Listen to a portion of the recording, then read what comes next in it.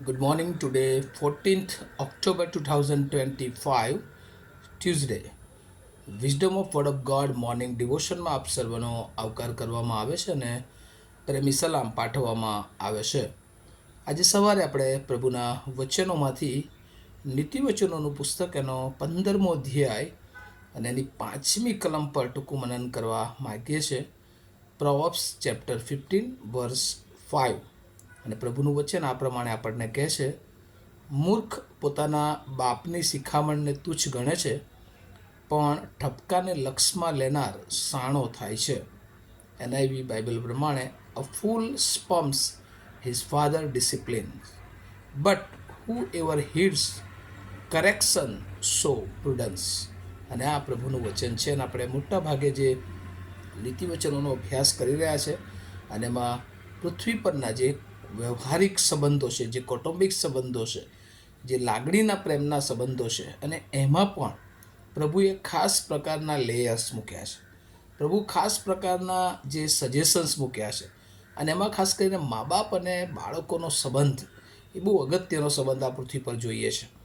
અને એટલા માટે અહીંયા આ કલમમાં લખવામાં આવ્યું છે કે મૂર્ખ પોતાના બાપની શિખામણને તુચ્છ ગણે છે. અને એટલા માટે ઈશ્વરે પૃથ્વી પર આપણને પેરેન્ટ્સ, માતા પિતા આપ્યા છે. અને જ્યાં સુધી આપણે પરિપક્વ ન થઈએ, અને હું તો કહું છું કે આ પૃથ્વી પરના છેલ્લા દિવસ સુધી જો આપણી પાસે આપણા મા બાપ છે, તો આ પૃથ્વી પરના મા બાપો એ ઈશ્વરે આપણને એટલા માટે આપ્યા હોય છે કે એ લોકો આપણને શિસ્તમાં રાખે, એ લોકો આપણને શિક્ષણ આપે, અને એ લોકો સમયે સમયે આપણને દોરવણી આપે. અને એમાં ઘણી બધી વાર આપણે જે માર્ગોએ આપણે જવું જોઈએ નહીં, એ માર્ગે જ્યારે આપણે જઈએ છીએ ત્યારે ઘણીવાર ઠપકો પણ આપે છે. અને એટલે બાઇબલમાં જે 10 આજ્ઞાઓ છે જૂના કરારમાં, એમાં પણ લખવામાં આવ્યું છે કે તું તારા મા બાપનું સન્માન કર.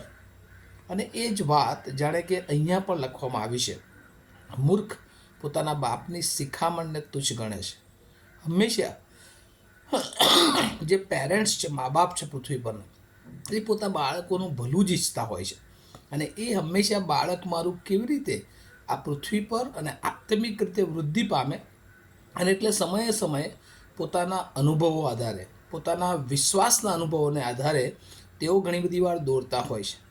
પણ જ્યારે એ બાળક એ પ્રભુની ઓળખમાં નથી હોતું, અથવા તો મા બાપની આજ્ઞામાં નથી હોતું, ત્યારે શૈતાન એનો કબજો લે છે.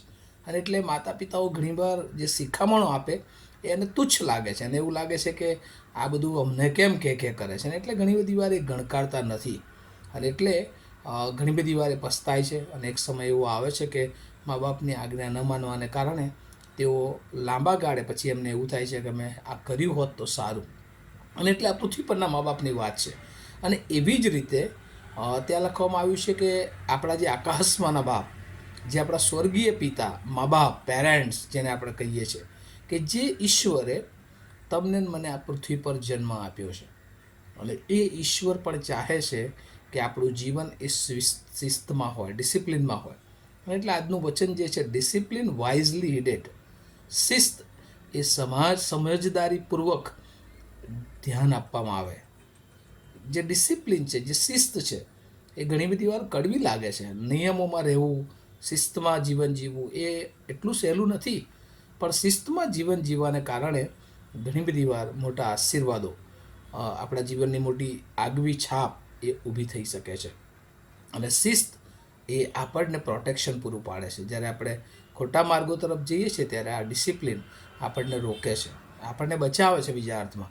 અને એટલા માટે ઈશ્વરના વચનો, જે પવિત્ર શાસ્ત્ર આપણને આપવામાં આવ્યું છે, અને એટલે ઈશ્વર જે ચાહે છે આપણી પાસે કે રોજ આપણે એ વચનોને વાંચીએ, એ વચનોમાં આપણા માટે જે સારી બાબતો છે એને સ્વીકારીએ, અને જ્યાં ઠપકો છે, જ્યાં આપણા માટેના સૂચનો છે, જ્યાં ચેતવણીઓ છે, એને પણ આપણા જીવનમાં લાગુ કરીએ. અને એમ પ્રભુની ઈચ્છાને, એ ઈશ્વર પિતાની ઈચ્છાને આપણે તુચ્છ ન ગણતા આપણે એ ટપકાને લક્ષમાં લઈએ. કારણ કે બાઇબલ કહે છે કે એ લક્ષમાં લેનાર જે ઠપકોને હોય છે, જે લોકો લે છે, જે બાળકો, એ લોકો શાણા થાય છે. શાણા થાય છે ઇન ધ સેન્સ કે એ લોકો જ્ઞાની થાય છે, એ લોકો પોતાના જીવનમાં આત્મિક આશીર્વાદો જોઈ શકે છે. પણ ઘણી બધી વાર બાળકો તરીકે આપણે ચૂકી જઈએ છીએ. અને એટલે આજે સવારે પ્રભુ આપણને કહે છે, પૃથ્વી પરના મા બાપો હોય, સ્વર્ગીય પિતા હોય, એ બંનેની દોરવણી, એ બંનેના ઠપકાઓ, એ બંનેની ચેતવણીઓ આપણે હંમેશા એ ધ્યાનમાં રાખીએ. અને જો એ ધ્યાનમાં રાખીએ છીએ તો ચોક્કસ પ્રભુ આપણને એ જીવનોમાં એ આશીર્વાદિત કરે છે. અને એ ઘણા જે આજ્ઞાંકિત બાળકો છે એ ખરેખર મા બાપનું માને છે. અને જે આજ્ઞાંકિત પ્રભુને ઓળખનાર બાળકો છે એ હંમેશા પ્રભુ ઈસુના પણ પગલામાં પગ મૂકીને ચાલે છે. અને એટલે આજે સવારે પ્રભુ આપણને કહે છે કે કોઈક વાર આપણે આપણા મા બાપોનું માનતા નથી, અથવા તો આપણે ઈશ્વર પિતાનું માનતા નથી, તો આજે સવારે એક નિર્ણય સાથે આગળ વધીએ કે મા બાપ એ તો ઈશ્વરે આપેલી આપણા જીવનને અમૂલ્ય ભેટ છે. અને એટલે એમને સ્વીકારીએ અને એમના અનુભવો, એમનો વિશ્વાસ જ્યારે આપણી આગળ પ્રગટ કરતા હોય છે ત્યારે એને સ્વીકારીએ, કે જેથી કરીને આપણું જીવન આશીર્વાદિત થાય અને આપણા જીવનમાં ઈશ્વરની આણને પણ આપણે સ્વીકારીએ. ઈશ્વર જે આપણે જીવનને ઈચ્છીએ છે એ પ્રમાણે આપણે જીવીએ.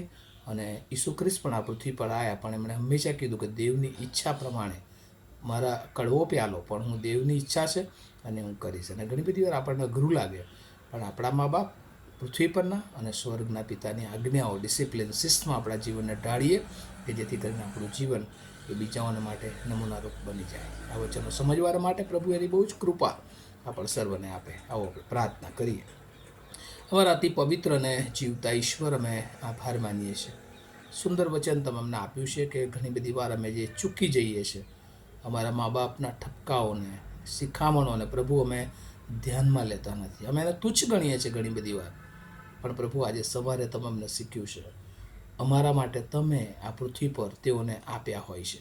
અને પ્રભુ જ્યારે અમે એમનું માનીએ છીએ ત્યારે પ્રભુ એમાં તમારી ઈચ્છાઓ પૂરી થતી હોય છે.